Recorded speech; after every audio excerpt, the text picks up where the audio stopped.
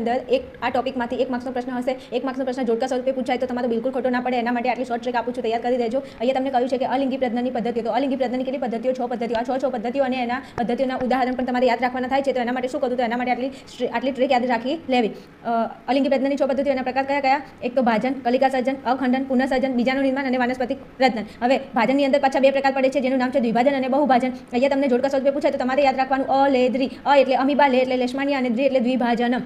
બહુભાજન એમાં યાદ રાખવાનું બહુપ્લાઝા, બહુ એટલે બહુભાજન અને પ્લાઝા એટલે પ્લાઝ્મોડિયમ. પછી યાદ રાખશો હાઈકલી, હાઈ એટલે હાઇડ્રા અને કલી એટલે કલિકા સર્જન. અવસ્પા, અવસ્પા એટલે એટલે અવખંડન, સ્પા એટલે સ્પાઇરો ગાયરા. પુનઃપ્લે, પુનઃ એટલે પુનઃસર્જન, પ્લે એટલે પ્લેનેરિયા.